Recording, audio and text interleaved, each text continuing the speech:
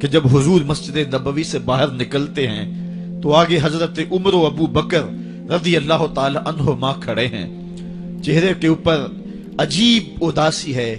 کہا عمر، ابو بکر، اس وقت کیوں کھڑے ہو؟ عرض کی حضور بھوک نے گھر میں ٹکنے نہیں دیا، ہم نے چاہا حضور کا چہرہ دیکھ لیں تو کچھ پیاس بجھ جائے، کچھ بھوک مٹ جائے۔ حضور نے فرمایا میرا حال بھی یہی ہے، جس چیز نے تجھے گھروں سے نکالا ہے وہی چیز مجھے گھر سے نکال لائی ہے۔ چلتے ہوئے حضرت ابو ایوب انصاری کے گھر کے قریب سے گزرے،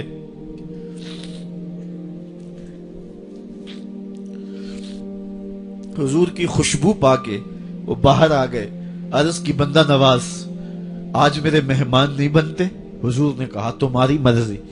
گھر لے گئے، چٹائی بچھائی، حضور کو بٹھایا، گھر والوں کو بکری کا بچہ ذبح کر کے دیا، کہا جلدی جلدی کھانا تیار کرو، میرے آقا کو بھوک لگی ہوگی۔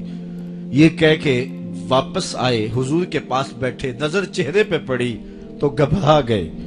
نکاحت کے آثار اتنے واضح تھے کہ سمجھ آ رہی تھی کتنے دنوں سے حضور نے کچھ نہیں کھایا۔ اٹھ کے باغ میں چلے گئے، کھجوروں کا خوشہ توڑا، حضور کے سامنے رکھا، کہا بندہ نواز جب تک کھانا تیار نہیں ہوتا یہ کھجوریں تناول فرمائیں۔ تھوڑی دیر کے بعد کھانا دسترخوان پہ لگ گیا، حضور سے عرض کی گئی حضور آئیں کھانا تناول کر لیں۔ حضور نے دسترخوان پر تشریف فرما ہو کر کے حضور نے کپڑا اٹھایا تو حضور نے جب دیکھا کہ کھانا ہے تو حضور نے ایک روٹی لی اور چند بوٹیاں اٹھائیں اور ایک خادم کو بلا کر کے کہا جاؤ ہمارے گھر دے آؤ، میری بیٹی فاطمہ کتنے دنوں سے بھوکی۔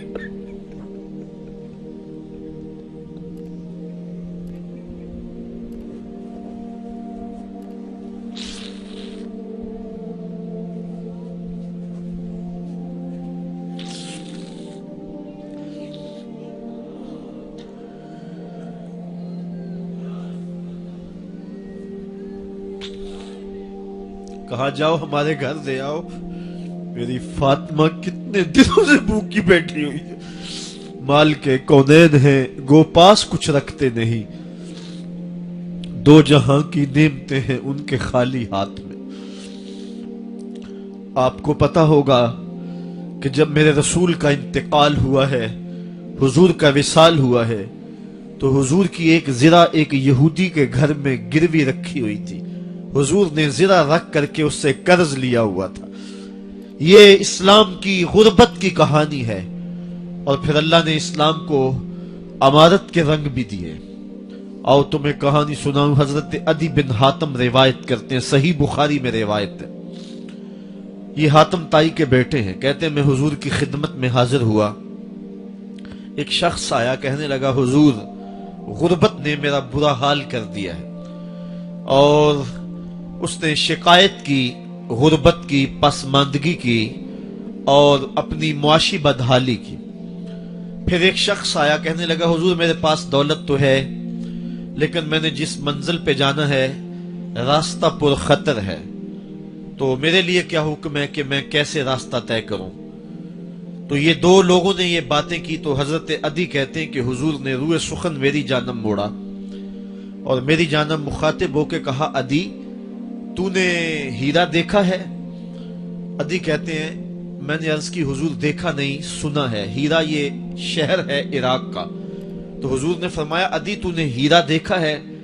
میں نے کہا نہیں حضور دیکھا نہیں، اس کا تذکرہ سنا ہے۔ فرمایا عدی اگر اللہ تجھے زندگی کی مہلت دے تو ہیرا سے ایک خاتون چلے گی، تو اپنی آنکھوں سے دیکھے گا اور مکے تک پہنچے گی اور اللہ کے گھر کعبہ کا طواف کرے گی، اور اس کو ہیرا سے لے کر کے مکے تک اللہ کے علاوہ کسی کا ڈر نہیں ہوگا۔ کہتے ہیں کہ میں نے دل میں کہا کہ پھر بنو طے کے ڈاکو مر گئے ہوں گے جنہوں نے عرب کے اوپر روب ڈال رکھا ہے، تو وہ تو پھر ختم ہو گئے ہوں گے۔ کہتے ہیں میں ابھی سوچ ہی رہا تھا کہ حضور نے مزید میری حیرت میں اضافہ کرتے ہوئے کہا عدی اگر تجھے اللہ نے زندگی کی مہلت دی تو تو دیکھے گا کہ کسرا کے خزانے تیری جھولی میں ہوں گے۔ تو اس دور کی سپر طاقت تھی۔ میں نے کہا حضور کسرا بن ہرمز हुजूर ने फरमाया हाँ किसरा बिन हुरमज। कहते हैं कि हुजूर ने फिर फरमाया दी अगर तू जिंदगी पाई तो तू वो दिन भी देखेगा कि एक शख्स ज़कात की रकम लेकर के, ज़कात की चांदी लेकर के, ज़कात का सोना लेकर के निकलेगा और उसको कोई ज़कात का मुस्तहिक ही नहीं मिलेगा। हजरत अदी बिन हातिम कहते हैं कि फिर मैंने वो मंजर अपनी आंखों से देखा कि हीरा से खातून चली और मक्के तक पहुंची और अमन ऐसा था कि उसको अल्लाह के अलावा किसी का डर नहीं था। फिर वो लम्हे भी मैंने देखे कि किसरा बिन हुरमज के खजाने मस्जिद नबवी के बाहर पड़े हुए हैं। तो कहते हैं तीसरी चीज मैं देख ना सका और मैंने लोगों को कहा कि ये मैं तो नहीं देख सका, मेरी शायद जिंदगी वफा न करे, और अगर तुम्हारी जिंदगी वफा करे तो तुम देखना मेरे आका ने जो फरमाया तो 2 बातें तो पूरी हो गई हैं और तीसरी बात तुम देख लोगे। हजरत यहया बिन सईद फरमाते हैं कि हजरत उमर बिन अब्दुल अजीज का जमाना था और उन्होंने मुझे अफ्रीका की जानब ज़कात वसूल करने के लिए भेजा। मैं वहां से ज़कात वसूल की और फिर मैं ज़कात लेने वाले मुस्तहकीन को ढूंढने लगा। तो कहते मुझे कोई मुस्तहिक ना मिला। फिर मैं गुलाम पकड़ता और उसके पैसे दे के उसको आजाद करवाता चला जाता। हजरत उमर बिन अब्दुल अजीज का जमाना है कि गवर्नर है इराक का। वो हजरत उमर बिन अब्दुल अजीज को लिखता है कि इतनी रकम है, इसका क्या करना है। तो उमर बिन अब्दुल अजीज कहते हैं रकम लेके यहां ना आना, वहां इराक के लोगों में बांट दो, जो ज़कात के मुस्तहिक हैं उनको तकसीम कर दो। तो गवर्नर लिखता है जो मुस्तहिक है उनको दे दी, अब कोई मुस्तहिक नहीं रहा तो मैं क्या करूं। तो हजरत उमर बिन अब्दुल अजीज कहते हैं जो मकरूज हैं उनका कर्ज उतार दो। तो कहते हैं कि हाँ कर्ज भी मैंने उतार दिया है, रकम फिर भी बच रही है, क्या करूं। तो हजरत उमर बिन अब्दुल अजीज ने फिर लिखा जो शख्स शादी करना चाहते हैं उनका हक मेहर अदा कर दो। मैंने कहा कि वो भी कर दिया है, रकम फिर भी बच गई, अब क्या करूं।